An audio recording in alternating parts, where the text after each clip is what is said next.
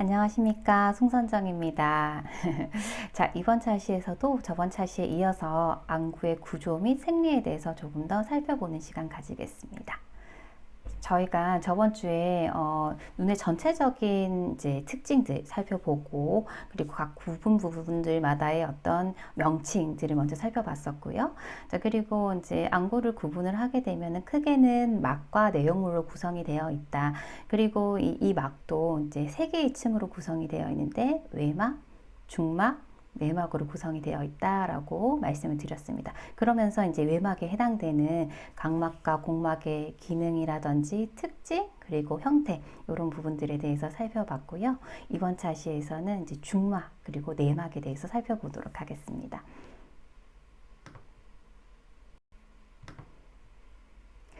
자, 중막을 다른 말로 포도막이라고도 한다라고 했었는데요. 왜 그러냐면 이 중막에는 많은 혈관들이 분포가 되어 있고 색소도 많이 분포되어 있다 보니까 그 그림에서 보셨었던 것처럼 이제 붉게 이렇게 확인할 수가 있어요. 그래서 이제 중막 혹은 이제 포도막이라고 불려지고 있고, 이 중막을 구성하는 부분들은 이제 홍채, 섬모체, 맥락막이 되겠습니다. 그래서 홍채부터 하나씩 살펴보도록 하겠습니다.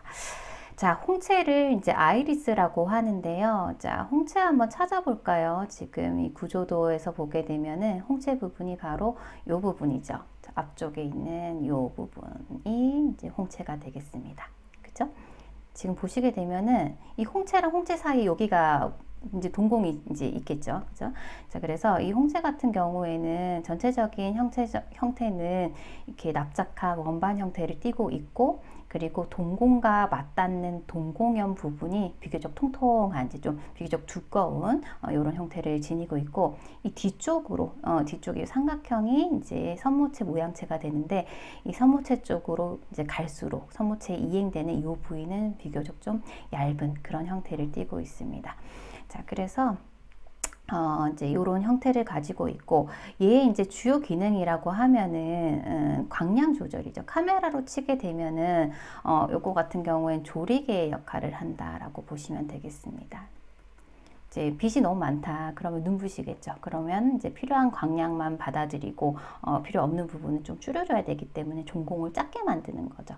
혹은 또 어두운 곳에 있다. 그러면은 이제 어떤 사물을 보기 위해서 이제 기본적인 광이 필요하니까 좀 광량을 좀 충분히 많이 받아들이기 위해서 동공을 좀 크게 만들어야 되겠죠. 이렇게 동공의 크기를 갖다가 이제 자동적으로 이렇게 변화시킬 수 있는 것이 바로 이 홍채에 의해서 이제 가능하다라는 겁니다.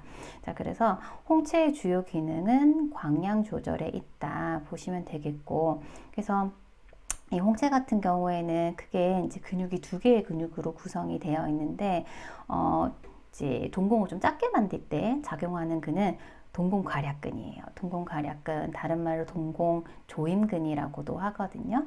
그래서 이 근육이 수축을 해서 동공을 좀 작게 만들어서 광량을 좀 줄일 수 있게끔 해주고요. 그리고 반대로 광량이 너무 적다, 빛을 충분히 많이 받아들여야 된다라고 하면은 동공산대근, 동공이완근이 작동을 해서 동공을 이제 크게 만들어주는 거죠. 이렇게 해서 필요한 만큼 빛을 충분히 수용할 수 있게끔 이렇게 광량을 조절하는 기능이 이제 홍채의 기능이 되겠습니다. 자, 홍채의 이런 이제 근육을 조정하는 신경은 우리 이제 그 신경계에 있어서 자율신경계의 지배를 받게 되는데, 자율신경계 동공조임근 같은 경우에는 부교감신경의 지배를 받아서 작동을 하고요. 그리고 동공이완근은 교감신경의 지배를 받게 됩니다. 그래서 이렇게 축동과 산동이 가능하게끔 된다. 기본적으로 동공의 크기는요, 4에서 6mm 정도가 되거든요. 4에서 6mm 정도가 되는데, 광량이 너무 많다. 그래서 좀 동공 사이즈를 작게 만들어야 된다라고 했었을 땐 한 2에서 4mm 정도의 동공 사이즈로 이제 줄어들게 되고, 광량을 충분히 많이 받아들여야 된다라고 하면은 6에서 최대 8mm까지도 동공의 사이즈를 이렇게 키울 수가 있어요. 이렇게 이제 자동적으로 조절을 하면서 광량을 조절하는 그런 기능을 가진 부위가 이제 홍채가 되겠습니다.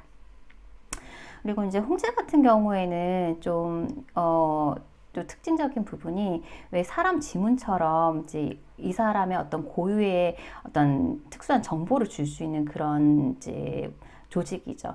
그래서 홍채 인식 프로그램이라든지 이런 것들을 통해서 예전 지문을 다 이제 확인을 하면서 이 사람이 어떤 사람이다라는 걸 확인을 했다면 홍채 역시도 동일한 사람이 이제 단 한 사람도 없기 때문에 홍채 가지고도 이제 어떤지 인식에 대한 정보를 좀 얻을 수 있는 그런 조직이 되겠습니다. 그리고 이제 앞서서 그 그림에서도 보셨다시피 홍채 같은 경우에 색소가 많다 보니까 약간 뭐 진한 뭐 검정색에 가까운 그런 색으로 이제 확인할 수가 있었는데 그 소는 해부했었을 때요. 근데 실제적으로 요거는 멜라닌 색소가 사람마다의 멜라닌 색소를 가지고 있는 정도가 달라서 왜 이제 동양인들은 홍채색이 대부분 갈색이나 이제 진한 검정색에 가깝잖아요. 왜냐면은 이제 멜라닌 색소가 풍부하니까. 근데 백인 같은 경우에는 멜라닌 색소가 굉장히 적죠. 그래서 피부도 하얗고 홍채색도 뭐 파란색이나 녹색이나 이런 밝은 색을 띠고 있어요. 그죠? 그래서 이런 색소와도 이제 관련을 해서 이제 이 색이 드러나는 겁니다. 그래서 그런 어떤 특징적인 부분이 있다. 이렇게 알아두시면 되겠습니다. 자, 그 다음에 중막에 해당되는 부분이 이제 선모체, 모양체 부분이 있는데 이 내용은 조금 내용이 많아서 먼저 맥락막부터 살펴보고 그 다음에 선모체를 살펴보도록 하겠습니다. 자, 맥락막 같은 경우에는 지금 보시게 되면은 이 앞쪽이 홍채고 이 홍채 뒤편으로 이 삼각형 형태가 선모체에 해당이 되는 부분이고 이 선모체가 끝나는 이 지점에서부터 쭉 중간에 막으로 에어싸고 있는 부분이 바로 맥락막이 되는 거죠. 그죠? 그래서 모양체에서 이렇게 이행이 되는 요 막이 이제 맥락막에 해당이 됩니다. 자, 맥락막 같은 경우에 그 주요 기능이 이제 어떤 기능을 하고 있느냐 보면은 중간막이 있고 그 안쪽에 이제 가장 내막이 있죠. 망막이라고 한 내막이 있는데 망막 역시 이제 신경절 세포로 이루어진 이제 막으로서 어떤 혈관은 없어요. 그러다 보니까 자체적으로 어떤 영양 공급을 받을 수 있는 공급원이 없기 때문에 주변에 혈관이 분포된 곳에서 영양을 공급을 받아야 됩니다. 그래서 인접하고 있는 중간막이 맥락막에 의해서 영양 공급을 이제 받을 수가 있어요. 그래서 망막의 대사작용에 관여를 하고 있고 망막에 전달되는 이제 영양 성분에 있어서 한 3분의 1 정도를 맥락막에서 이제 전달을 해주고 있어요. 나머지 3분의 2는 이제 망막 중심 동맥에서 망막은 이제 그 영양 성분을 받아들이고 있습니다. 그래서 맥락막의 또 중요한 기능 중에 하나가 망막 대사작용과 관여한다라는 부분이고요. 자, 그리고 맥락막 같은 경우에는 이제 카메라에 있어서 암실과 같은 기능을 한다라고 보시면 되세요. 빛이 들어왔었을 때 정확한 상으로 이렇게 이제 결상이 되기 위해서는 어떤 이 광에 의한 반사가 이제 최대한 적어야지 이제 정확한 어떤 상의 결상이 이루어지겠죠. 그래서 광선을 흡수시켜서 이제 색이 있다 보니까 광선의 반사를 줄여서 이제 좀 더 선명한 상으로 결상이 될 수 있게끔 도와주는 부분이 맥락막이다. 즉 암실의 역할을 한다. 이렇게 보시면 되겠습니다. 자, 그리고 그 위치적인 부분을 한번 살펴보게 되면은 공막과 망막 사이에 위치한다. 맞나요? 맞죠? 공막 가장 외막이랑 가장 내막인 망막 사이에 위치하고 있고요. 그리고 이 맥락막이 아까 말씀드렸다시피 이 선모체가 끝나는 이 지점이 바로 거상현이에요. 거상현. 다른 말로 톱니둘레라고 이야기를 하는데 그 형태가 톱니같이 생겼어요. 그래서 여기에서 시작을 해서 쭉 뒤쪽으로 이어져서 시신경 다발이 지나가는 이 시신경 유두까지 이렇게 이어지는 이 부분이 바로 맥락막에 해당되는 부분입니다. 그래서 이렇게 되어 있다. 이렇게 보시면 되겠고, 그리고 망막과 공막 사이에 존재하는 좀 이제 얇은 막의 형태로 되어 있어요. 한 0.1mm 정도 되는 얇은 막의 형태로 되어 있다. 그리고 멜라닌 색소를 많이 함유하고 있는 그런 조직이다. 이렇게 정리를 하시면 되겠습니다. 자, 그 다음으로 선모체에 대해서 한번 살펴보도록 하겠습니다. 자, 선모체 한번 먼저 어디에 있는지 한번 그림을 통해서 확인해 보도록 할게요. 자, 앞서서 저희가 홍채를 살펴봤는데 홍채가 이 부분이죠. 그죠? 홍채. 홍채 아까 말씀드렸었던 근육들이 여기 표시가 되어 있어요. 동공확대근, 동공이완근, 그리고 동공조인근 있죠. 동공괄약근 있어요. 동글동글한 게 이제 동공조인근에 해당되는 근육이고 쭉쭉쭉 뻗어 있는 이 부분이 동공확대근, 동공이완근에 해당되는 이제 부분이 되겠습니다. 홍채가 있고 이 홍채 뒤쪽으로 홍채가 끝나는 이 지점부터 해서 지금 이렇게 보시게 되면 약간 이제 삼각형의 형태로 되어 있는 이 부분 있죠. 여기가 바로 선모체 모양체가 되겠습니다. 자, 그리고 여기와 연결해서 쭉쭉쭉쭉 이렇게 뻗어져 있는 여기가 바로 선모체 소대에 해당되는 부분이에요. 그러니까 여기서부터 쭉 전체적으로 여기가 이제 선모체에 해당되는 부분인 거죠. 여기 이 부분인데, 자, 그러면 이 선모체의 기능이, 주요 기능이 어떤 기능을 하느냐 보게 되면은 지금 먼저 요 부분, 이제 하얀 부분, 수정체를 딱 붙잡고 있죠. 붙어 있죠. 뭔가 수정체와 관련을 하겠죠. 수정체 같은 경우에는 앞서서도 말씀드렸다시피 우리 눈에 있어서 굉장히 중요한 렌즈계거든요. 렌즈 역할을 하는 렌즈계인데 특징이 이 수정체는 굴절력 값이 유동적으로 변화한다 했어요. 멀리 볼 때는 기본적으로 19디옵터만큼의 굴절력을 가지고 있지만 가까운 곳을 볼 때 굴절력 값을 많이 높여야지 가까운 곳이 잘 보이거든요. 그때 최대 33디옵터까지 굴절력 값을 변화시킬 수 있는 조절성 렌즈다라고 말씀드렸습니다. 조절성 렌즈. 그런데 이렇게 굴절력 값이 변화하기 위해서는 이 수정체 형태가 바뀌어야 되거든요. 납작했다가 좀 볼록했다가 이렇게 바뀌면서 굴절력 값이 좀 커지기도 하고 적어지기도 하고 이렇게 되는 건데, 이렇게 모양을 변화시킬 수 있게끔 잡아당겼다가 놨다가 하는 부분이 바로 이 선모체에 해당이 되겠습니다. 붙잡고 있잖아요. 그래서 이 선모체의 굉장히 중요한 기능 중에 하나가 수정체의 조절 기능을 할 수 있게끔 도와주는 그런 근육이다 라고 보시면 되겠습니다. 수정체의 두께 조절, 즉 조절 기능을 가능하게 한다, 이렇게 보시면 되겠고, 그리고 또 중요한 기능이 뭐냐면 우리 눈에 있어 가지고 안압도 조절해주고 그리고 영양 성분도 공급해주는 방수라는 것을 분비하는 곳이 바로 이 선모체 내에 존재를 해요. 정확하게 말하면 선모체 돌기가 있어요. 선모체 돌기, 지금 여기에서 이제 표시되어 있죠. 오골오골하게 표시되어 있는 이 부분 있지요. 이 부분이 선모체 돌기인데, 여기에서 보면 색소 상피가 있고 무색소 상피가 있는데, 선모체 돌기 내에 있는 무색소 상피에서 방수를 계속적으로 생성을 하고 있어요. 또 생성된 방수는 밖으로 또 빠져나가고 다시 또 계속적으로 생성하고 빠져나가고, 이게 이제 선순환이 돼야지만이 일정한 이제 안압이 유지가 돼서 건강한 눈의 상태가 이제 유지가 되는 거거든요. 그래서 이제 방수를 분비하는 또 중요한 기능을 하는 것이 이 선모체다라고 보시면 되겠습니다. 자, 그래서 기능을 한번 정의를 해보면은 방금 전에 말씀드렸었던 방수를 분비하고 안압을 유지하는 기능, 그리고 두 번째로 조절 기능과 관계를 한다 보시면 되겠고, 지금 수정체에 고정이 되어 있다라는 것은 그림을 통해서도 확인하실 수 있겠죠. 확인해 보시면 되겠고, 그 다음에 각막과 수정체의 영양 공급원이다. 각막이나 수정체는 렌즈계로서 투명해야 되고, 그렇기 때문에 혈관이 있을 수 없겠죠. 그죠? 그래서 이제 영양 공급을, 주변에 혈관이 많은 부분으로부터 영양 공급을 받아야 되는데, 이제 뭐 혈관이 있는 그런 조직으로부터 영양 공급을 받을 수도 있지만, 눈물이나 그리고 지금 있는 방수처럼 영양을 갖다 전달해 줄 수 있는 이런 물질을 통해서도 영양 공급을 받거든요. 그래서 방수 역시 이렇게 혈관이 없는 각막과 수정체 영양 공급원으로서도 중요한 기능을 하고 있습니다. 자, 그래서 이렇게 그 기능을 한번 정리를 해보시면 되겠습니다. 자, 구조를 한번 살펴볼게요. 이렇게 쭉 이렇게 서술을 하고 있지만 그림을 잘 기억해 두시면 특별히 외우시지 않으셔도 이제 아실 수 있으실 거예요. 자, 맥락막의 전방부 끝에서, 자, 맥락막이 시작하는 요 부위 바로 거상형 여기네요. 거상형 톱니둘레라고 하는 여기서부터 시작을 해가지고, 그죠? 홍채의 뿌리 끝, 여기를 얘기를 하죠. 그죠? 여기에, 이쪽에 위치한 형태는 삼각형의 형태이다. 이제 보시면 아시겠죠?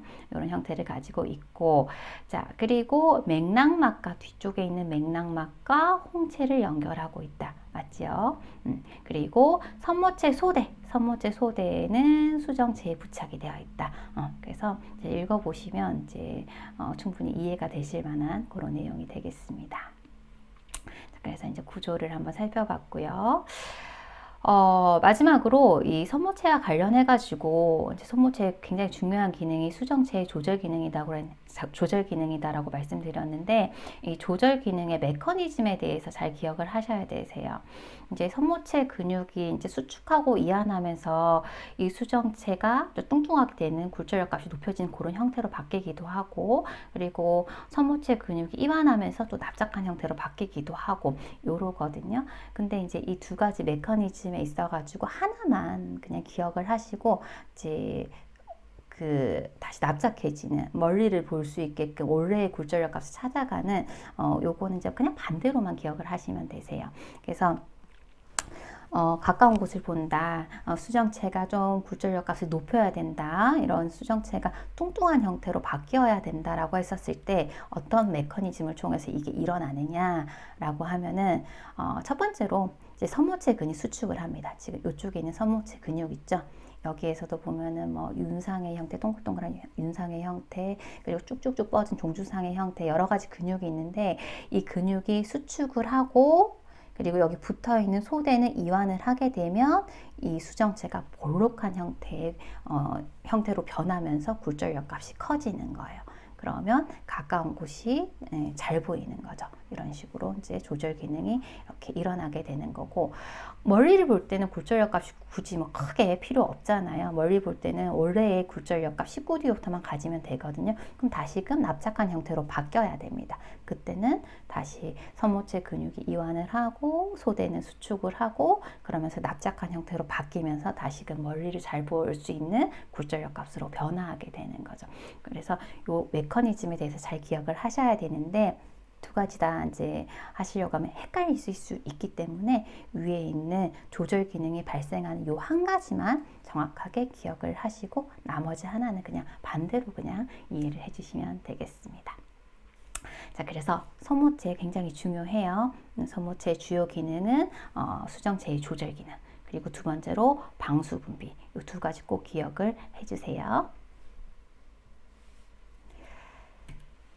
자, 마지막으로 이제 망막인데요. 가장 안쪽에 있는 내막, 망막입니다. 이 망막 같은 경우에는 이제 카메라에 있어서 필름과 같은 그런 이제 역할을 하는 곳이에요. 이제 결과적으로 결상이 되는 부위다라고 보시면 되겠습니다.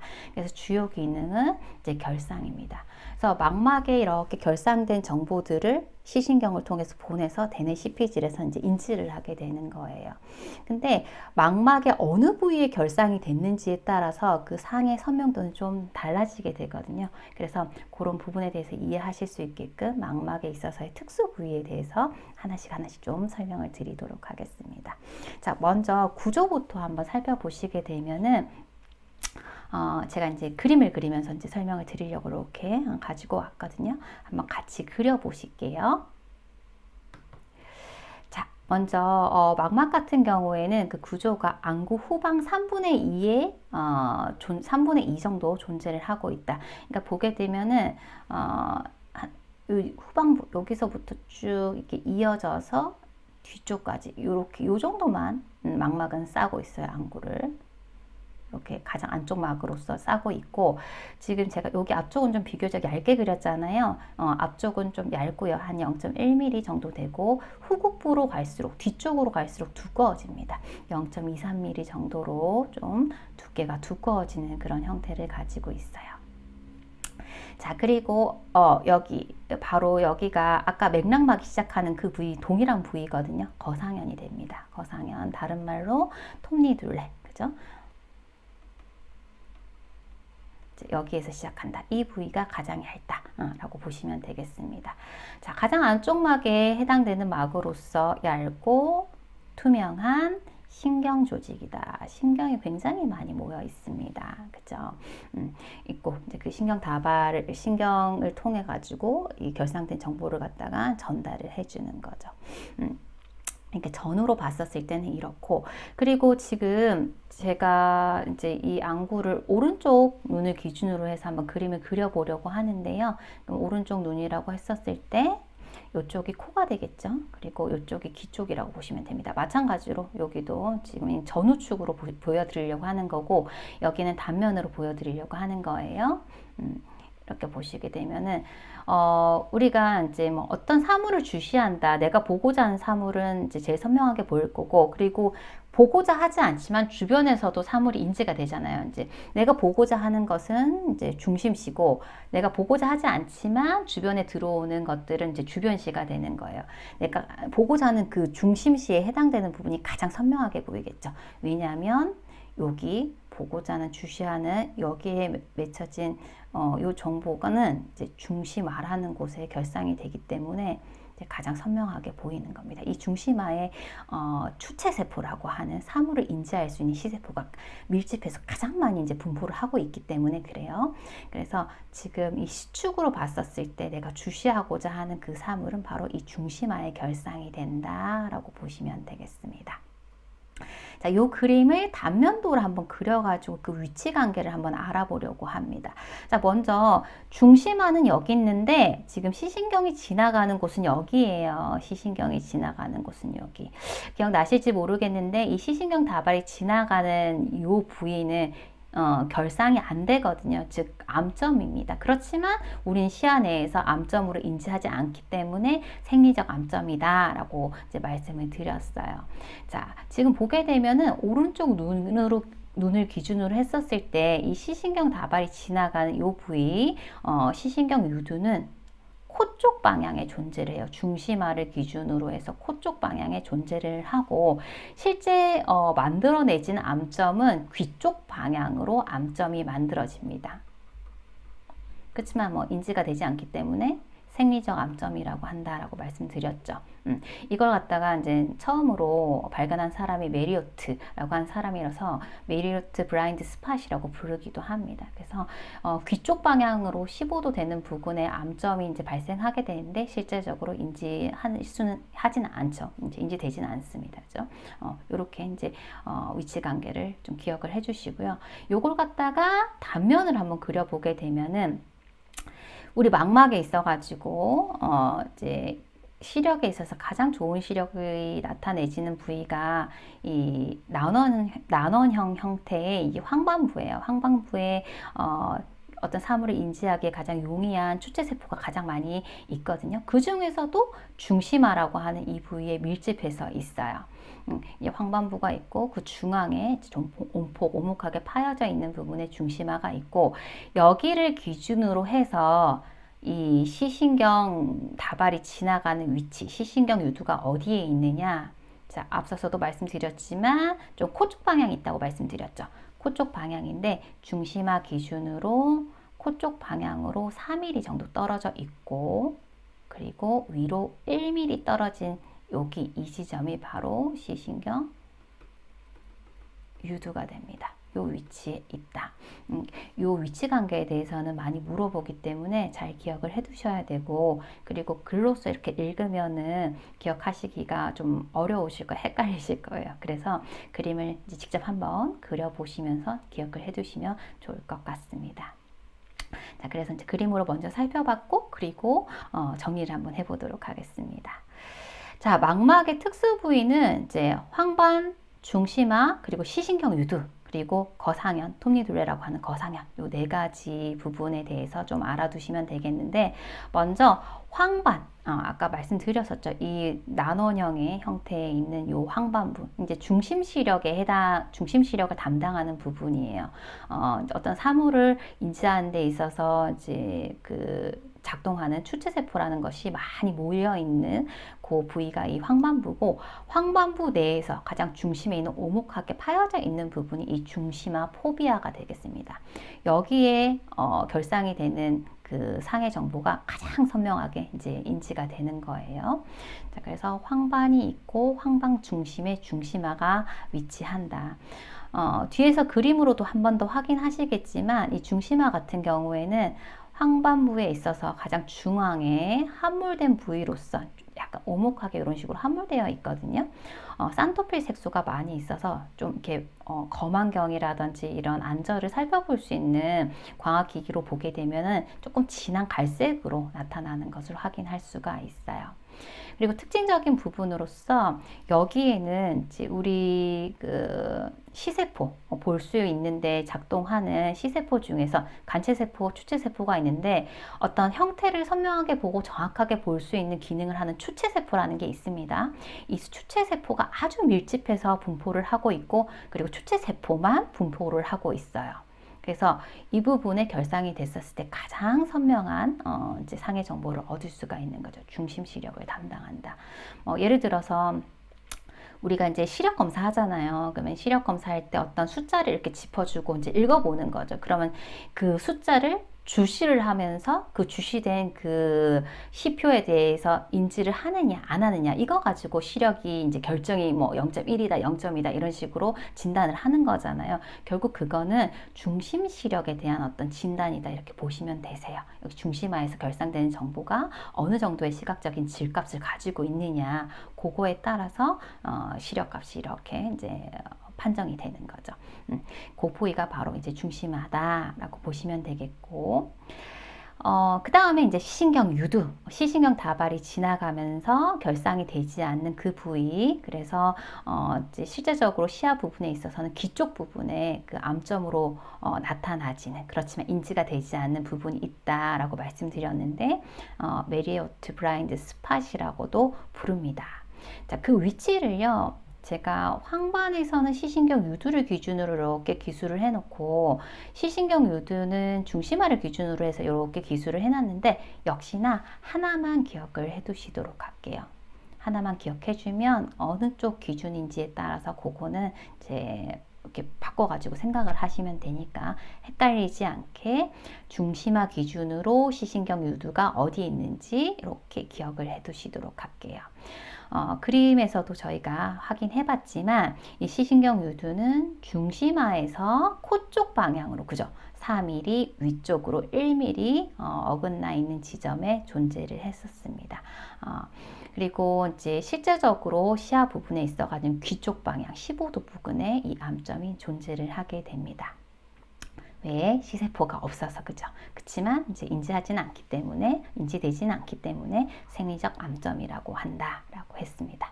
그래서 이 내용, 특히 위치 관계 좀 잘 기억을 해주시면 좋겠고, 자, 마지막으로 거상현, 망막이 시작되는 부위 있었었죠. 톱니둘레같이 생겼다라고 하는 그 부위가 이제 망막에 해당되는 부위가 되겠습니다. 여기 역시 시세포는 없어요. 근데 특별히 여기에 결상되는 경우는 없기 때문에 참고로 그냥 한번 이제 정리를 해주시면 되겠습니다.